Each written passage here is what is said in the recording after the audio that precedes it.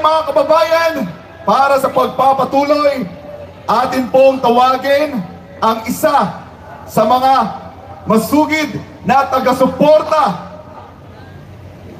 ng ating mahal na Pangulo, dating Pangulo Rodrigo Roa Duterte. Atin pong tawagin si Sir Paulo Marcoleta.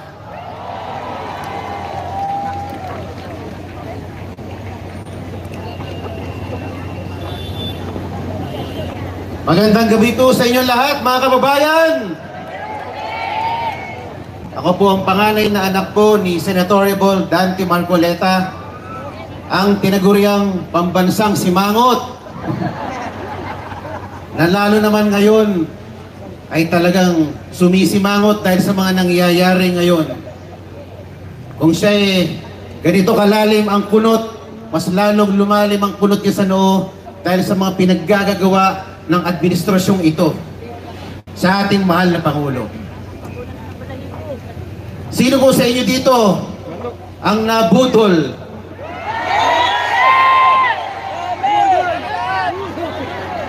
Malamang karamihan sa inyo dito ay nabudol noong 2022. Nung nagkaroon ng BBM Sara Tandem Unity Team.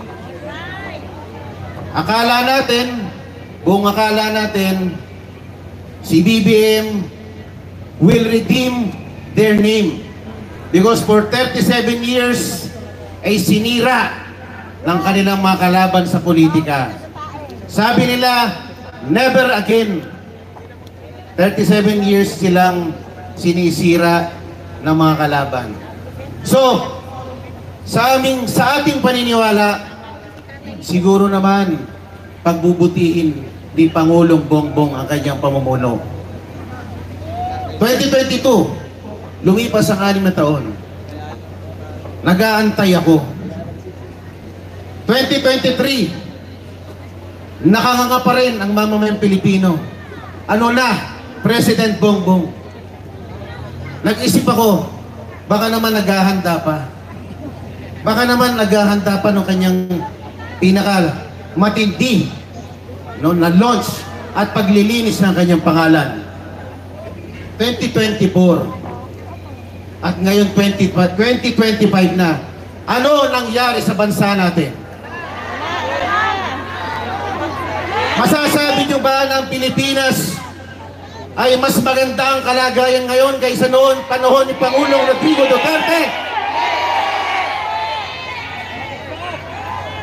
Sa huling survey po, 61% ng mga Pilipino inaamin nila na sila po ay mas mahirap ngayon kaysa noon. Tatanungin ko kayo, mga kababayang Pilipino, kaya niyo pa bang tumagal ng 3 taon? Kaya niyo pa ba ng 3 taon na panibagong paghihirap?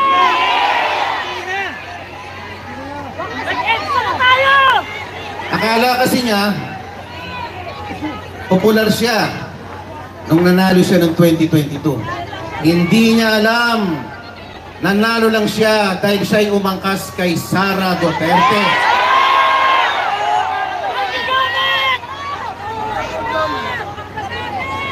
Hinihintay natin, ano bang gagawin niya sa bagong Pilipinas? Yung pala, naging mistulang bagoong Pilipinas. Bagong! Kala ko may gagawin siya para sa ating bansa. Wala naman pala. Mas gusto niya lang palang namamasyal, nanonood ng Formula 1 Grand Prix racing sa iba't ibang bansa. Ano ba naman ito? Ito ba ang gusto natin na Pangulo? Akala siguro niya, 2022 nga nanalo ko. 37 years nang sinira ang pangalan ko, nanalo pa rin ako. Dadaanin ko lang ito sa magandang marketing at social media. Makakabalik na naman ako. Tama ba yon? Papayag ba tayo mga Pilipino? Madadaan ba sa social media pag nagugutom na ang mga Pilipino? Hindi siguro. matalino ang mga Pilipino. Okay. Sorry, I'm carried away, Ma'am Ana. Ang sasabihin ko lang po, gaano man kadilim ang panahon ngayon, hindi mananaig ang masama hanggang sa dulo. Sa huli, magtatagumpay ang katwiran at kabutihan. Maniniwala ba kayo na sa dulo ay lalaya din ng ating pinakamamahal na Pangulo ng bansa na si Pangulo Duterte? Ako po, bilang isang simpleng mamamayan, nananawagan po sa mga kawani ng gobyerno, sa mga pulis na nagbabantay sa atin ngayon, at sa mga kasanduluhan ng Pilipinas. Your loyalty belongs to the country and the Constitution. Ipaglaban nyo ang kapakanan ng bayang Pilipinas. Itaguyod nyo ang kapakanan ng mamayang Pilipino. Magandang gabi po sa inyong lahat at maraming salamat po. Maraming salamat, Ginoong Paolo Marcoleta. Sa mga sandaling ito, isa pa sa mga supporter ni Tatay Digong ay mangungusap sa atin. Tawagin na natin si Binibining Kathy Binag.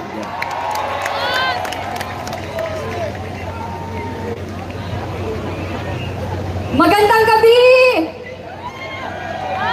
Magandang gabi po. Maraming salamat po sa pagpunta nyo dito bilang suporta sa ating mahal na President Rodrigo Roa Duterte. Dalawa lang po ang gusto kong sabihin. Kasi ako po ay biktima also ng addict.